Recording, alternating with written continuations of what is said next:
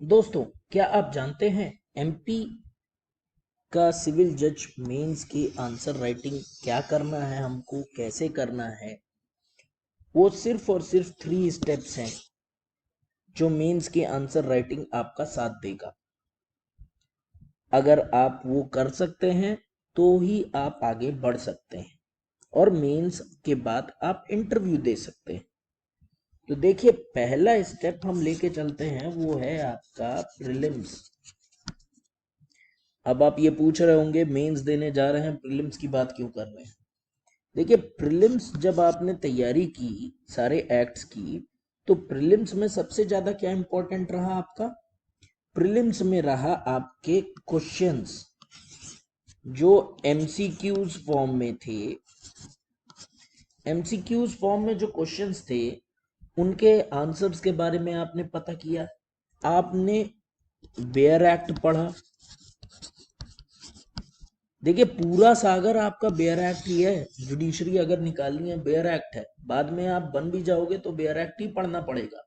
तो देखिए, एमसीक्यूज पढ़ा, क्वेश्चंस किया आपने, बेयर एक्ट पढ़ा, ओटी सॉल्व करी, है ना, ऑब्जेक्टिव्स देखा, लास्ट ईयर पेपर देखा, प्रीलिम्स। उसके बाद हमारे प्यारे 1942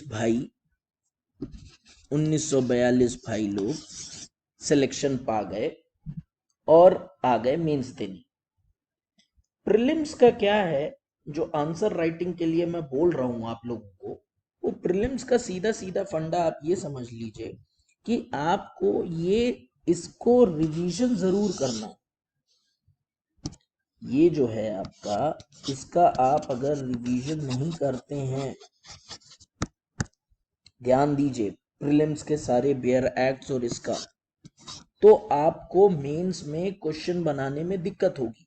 एक और बात, कुछ हमारे भाई बंधु जो हैं वो रट्टाफिकेशन करते हैं, मतलब मेमोरी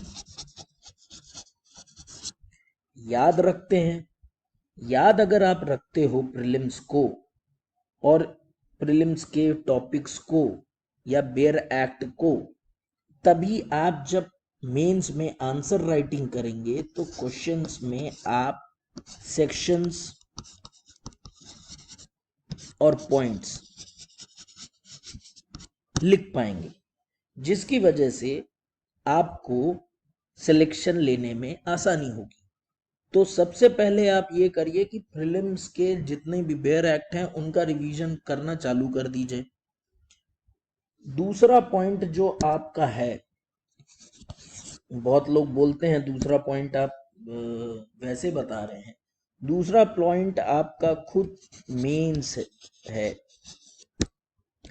मेंस का आंसर राइटिंग कैसे है वो मैं बताता हूं आपको। सिंपल सा फंडा है, जो लॉन्ग क्वेश्चंस हैं उनके लिए आपको आंसर राइटिंग कैसे करनी है और जो शॉर्ट क्वेश्चन है उनके लिए कैसे करनी है। तो पहले हम देख लेते हैं लॉन्ग क्वेश्चन। लॉन्ग क्वेश्चन में देखिए, पहले आप डाल दीजिए इंट्रोडक्शन।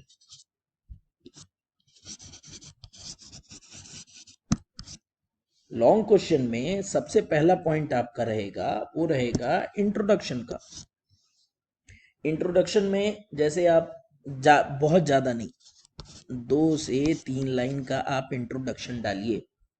2 से 3 लाइन का आप जहां इंट्रोडक्शन आपने डाला, तो क्या है, जब क्वेश्चनर आंसर कॉपी चेक करेगा तो वो सबसे पहले आपको यही देखेगा कि आपने इंट्रोडक्शन कैसा दिया है, किसी क्वेश्चन के बारे में आपने कितना अच्छा लिखा है। तो पहले तो आप डाल दीजिए इंट्रोडक्शन। अब इंट्रोडक्शन के बाद आपका जो दूसरा टॉपिक आता है वो आता है मेन बॉडी। देखिए, इंग्लिश की क्लास नहीं चल रही है ये, लेकिन आपको इंग्लिश के टॉपिक्स देख करके चलने पड़ेंगे जो आपको स्कूल में क्लास में बताए जाते थे। जो बॉडी टॉपिक है, बॉडी टॉपिक में आपको सीधा सीधा सा फंडा ये करना है कि आपको पॉइंट्स ले चलने हैं। जितने आप पॉइंट्स विद सब हेडिंग डालेंगे उतना अच्छा आपका आंसर होगा।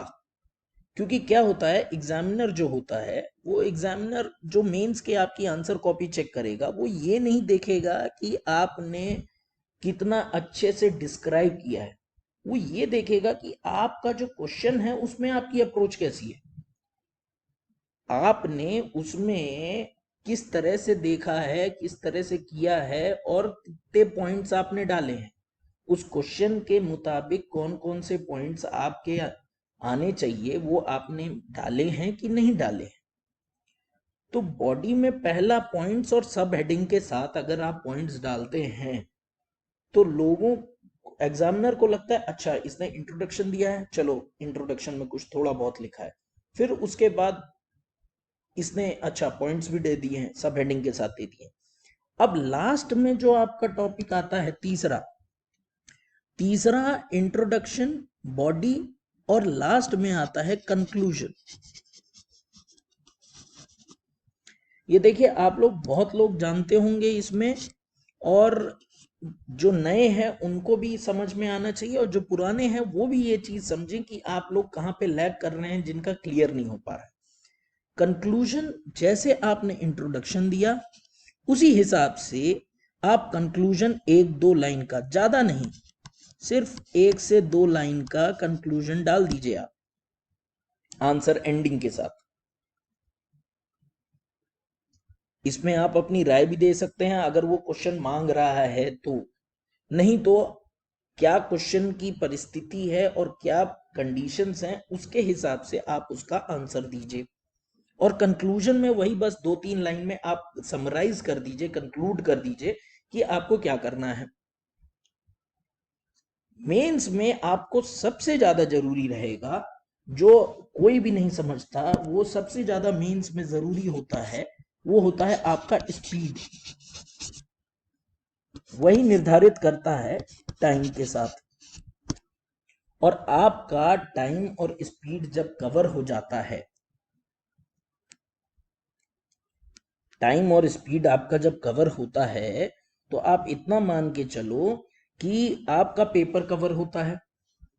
फिर स्पीड जब रहेगी तो आप अटेम्प्ट जो है वो सारे करेंगे। जब अटेम्प्ट आपने सारा किया और जिस तरह से किया, वही आपका डिपेंड करता है कि आपको सिलेक्शन देगा कि नहीं देगा। अब स्पीड जो आपका तीसरा पॉइंट है वो है आंसर व्यू। देखिए पहला पॉइंट आपका प्रीलिम्स हो गया, जिसके बारे में आपको बेयर एक्ट्स का समरी आपको जरूर करके रखना है।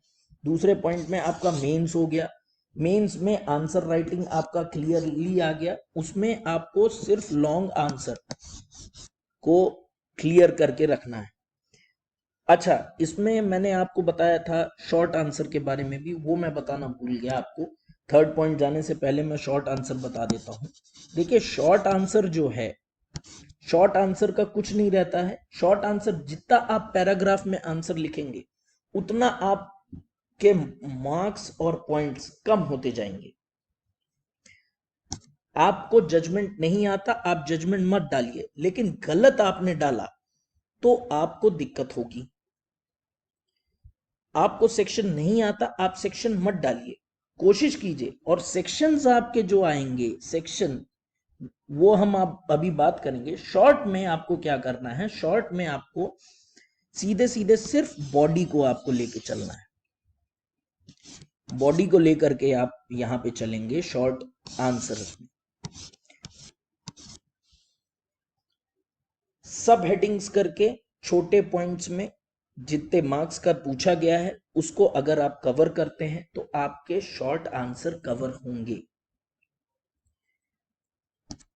अब हम थर्ड पॉइंट पे आते हैं जिसको बोलते हैं आंसर व्यू, है ना। आंसर व्यू के बारे में बात कर लें हम, तो आंसर व्यू क्या होता है कि आंसर व्यू जो होता है वो एग्जामिनर देखता है कि आंसर व्यू आप कैसे कर सकते हो। तो आंसर व्यू में क्या है, पहले आपको अटेम्प्ट करना पड़ेगा सारे क्वेश्चंस, सारे क्वेश्चंस अटेम्प्ट करेंगे। सब हेडिंग और पॉइंट्स के साथ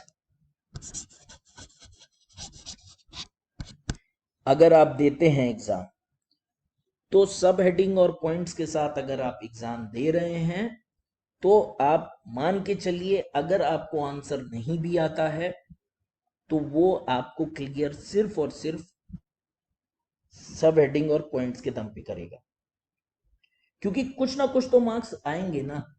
आप देखेगा, आपने कुछ ना कुछ टॉपिक से रिलेटेड कुछ पॉइंट्स दिया है ना, इतना तो पढ़ाई लिखाई आपने करी है, तभी आप प्रीलिम्स क्लियर करके मेंस में आ रहे हो।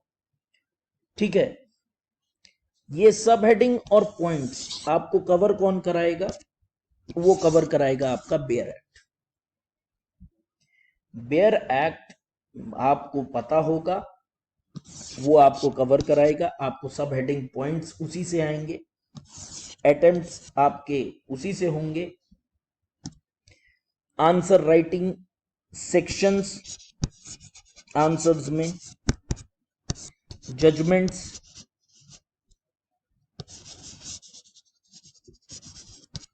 ये सारी चीजें जो हैं वो आपको बेयर एक्ट जब तक आप नहीं पढ़ेंगे, उस आंसर के बारे में नहीं जानेंगे, तब तक आपको नहीं होगी। देखिए, आप कितनी भी डिफरेंट किताबें पढ़ लीजिए, लेकिन आपको बेयर एक्ट्स पे जाना पड़ेगा। वो आप प्रीलिम्स क्वालिफाई करके मेंस में जा रहे हैं उसके लिए है, लेकिन आंसर राइटिंग के लिए कौन सा आंसर आपको बहुत अच्छा क्लियर होना चाहिए, उसके लिए सीधा सीधा सा सिद्धांत आप समझ लीजिए कि आंसर के लिए आपका पहले तो आपका प्रीलिम्स का पूरा रिवीजन कंप्लीट होना चाहिए। उसका प्रीलिम्स का जहां रिवीजन आपका कंप्लीट हुआ, आपको आगे कोई दिक्कत नहीं आएगी। उसमें क्या है, आपने बेयर एक्ट्स कर लिया, उससे आपका क्या होगा, प्रीलिम्स के कवर होने से आपके सेक्शंस और जजमेंट्स कवर होंगे।